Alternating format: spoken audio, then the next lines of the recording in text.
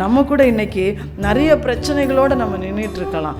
என் பிரச்சனைக்கு ஒரு முடிவு வேணும், நான் இந்த காரியத்தில் ஆண்டவர் மேலே நம்பிக்கையாக இருக்கிறேன், எனக்கு அந்த நம்பிக்கை வீண் போயிடக்கூடாது அப்படியே ஆண்டவர் சொல்கிறார். அதுக்கு உன் மனதை பாவிகள் மேல் பொறாமை கொள்ளை விடாதே. இன்னைக்கு பாவிகள் அவங்க நிறைய பேர் மேன்மையாக இருக்கிறாங்க, செல்வம் மிகுந்தவங்களாக இருக்கிறாங்க, செழிப்பாக இருக்கிறாங்க. ஆனால் அவங்க வாழ்க்கையை துன்மார்க்கமான வாழ்க்கை. அதை பார்த்து நீங்களும் நானும் என்ன செஞ்சிடக்கூடாது, பொறாமை கொண்டுடக்கூடாது. ஆண்டவர் சொல்லுகிறார், நீ தினந்தோறும் கர்த்தரை பற்றி பயத்தோடு இருப்பாய் என்றார். உன் வாழ்க்கையில் நிச்சயமாகவே முடிவு உண்டு. நீ எந்த காரியத்துக்கு முடிவு வேணும்னு நினைக்கிறியோ அதுக்கு முடிவு உண்டு.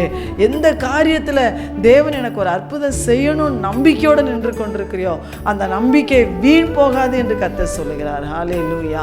ஆண்டவர் என்னைக்குமே பார்த்தீங்கன்னா அவருக்கு பிரியமானதை நம்ம செஞ்சிட்டோம்னு சொன்னால் அவர் கொடுக்க வேண்டிய காரியத்தை தடையில்லாமல் நமக்கு கொடுத்துருவார், சரியாக கொடுத்துருவார், மகிமையான ஆசீர்வாதமாக கொடுப்பார்.